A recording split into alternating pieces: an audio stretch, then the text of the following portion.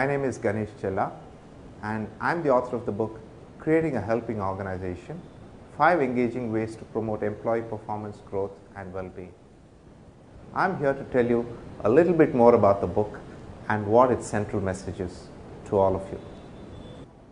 The central question that I have attempted to answer in the book is this: is it possible for organizations to achieve employee performance and business growth while also maintaining employee well-being, be it the well-being of the workman on the shop floor or the well-being of the CEO of the organization? The sad conclusion I have come to in the course of my research is that currently employee well-being is taking its toll while organizations are attempting to pursue performance and growth. The good news is that there is adequate evidence that it is indeed possible for organizations to find that great balance. Having said that, what is really wrong with the approaches being followed by organizations today? There seem to be 2 problems. Firstly, many of the interventions that organizations are attempting seem to be unmindful of the rapidly changing socio-cultural context in which employees live and work. Second, in the pursuit of scale and growth, many of these approaches have left behind humanness in it. I was keen to understand what organizations were indeed doing to find that right balance between performance and growth on one hand and employee well-being on the other hand. In this context, the early efforts taken by organizations to leverage the power of helping relationships like executive coaching, mentoring and so on seemed very interesting. I began to research these trends. My research led me to 3 very interesting and important conclusions. Number 1, it appeared that while organizations were talking a lot about coaching and mentoring, there was a lot of inappropriate application. Everyone was now beginning to call himself or herself a coach and a mentor, and everything that they were now doing was called coaching and mentoring. Conclusion number 2, this was a very important conclusion. It became very evident that the range of helping needs that employees had was far beyond things like performance and ranking and career progression and so on. When employees looked at their lives in the larger context, the personal problems they had with living far outweighed the problems that they had at work. Therefore, the range of helping needs that organizations seem to recognize and even be aware of was very limited.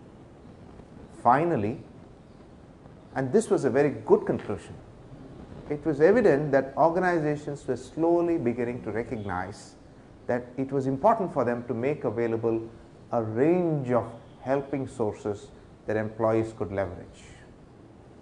Looking at these 3 conclusions and looking at the work that organizations were beginning to do, I was able to slowly formulate a larger framework of what appeared to be the makings of a helping organization. It was very evident to me that what employees need today is a helping organization. What is a helping organization? A helping organization is one which is willing to and capable of helping employees deal with their life challenges, utilize their full potential and achieve all that they are capable of in their work and their personal lives. Such help, however, cannot come from mechanistic HR processes that we've been led to believe all these years. It has to come from real people who are willing to and capable of engaging in such helping relationships with the people who need that help. So what does a helping organization look like? A helping organization consisting of a strong web of helping relationships would resemble a large tree with many branches, each representing a distinct source of help and all of them collectively representing a helping culture in an organization. Such a helping organization would be very sensitive to the context in which employees live and work, the organization, the society, the culture, and the global economy. In doing so, we will not only build successful but also sustainable organizations. And the good news is that there are many organizations which have begun to recognize this and have already taken many progressive steps in this direction, as will be evident from the many cases and personal stories that I have shared in this book with all of you. So, what are the helping needs that employees have? What keeps them awake at night?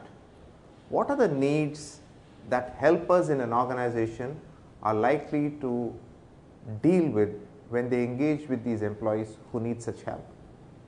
My research led me to the conclusion that there are three broad areas where employees need help.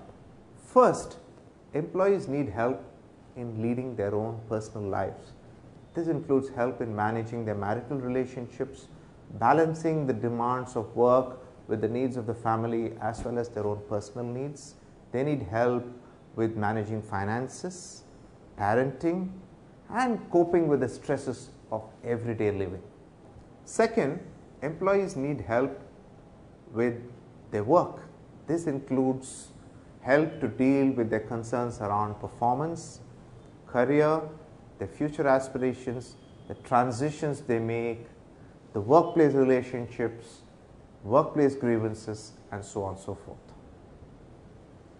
Above all this, they need help with developing life skills, because if they do have the life skills, then most often they will be able to help themselves. Life skills include communication skills, interpersonal skills, problem solving and critical thinking skills, and of course self-management skills. These indeed are the three broad areas where employees need help. These are the areas where helpers in an organizational context are likely to make a huge difference to the employees they work with. So what indeed is my solution to these helping needs? What indeed are the 5 engaging ways that I am proposing to help employees achieve performance, growth, and well-being? Arising out of my research, I have been able to identify 5 layers of help, starting with help that can deal with the most basic needs through the most informal sources, going right up to help for the more complex needs through the most formal sources. I am therefore proposing 5 layers which include community help, barefoot help, qualified help, professional help for executive coaching, and professional employee assistance. Community help becomes available when employees have real friends at the workplace, when the work itself is organized in a manner that they have a sense of belonging and identity, or when the organization itself lives and works as a community. Through community help, people experience a sense of belonging, safety, support, affiliation, and a sense of shared history.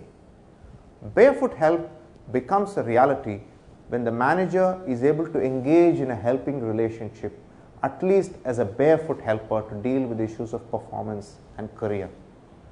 Qualified help becomes a reality when the leaders, through the qualification and training, are able to engage in helping relationships of a formal and informal nature, at least for internal needs. Professional help for executive coaching becomes a reality when organizations are able to set up well thought through executive coaching relationships for their senior executives. And professional employee assistance becomes a reality when employee assistance, mental health and well-being becomes the CEO's agenda, and as a result of which the organization is able to set up employee assistance programs in a manner that is appropriate for the organization. When all these 5 layers of help through the 5-layer helping model that I have recommended get integrated and become a reality in the organization, you will begin to see a helping culture. You will begin to see the birth of a helping organization.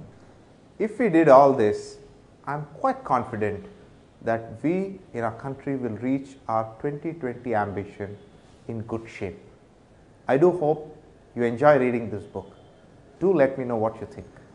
Thank you.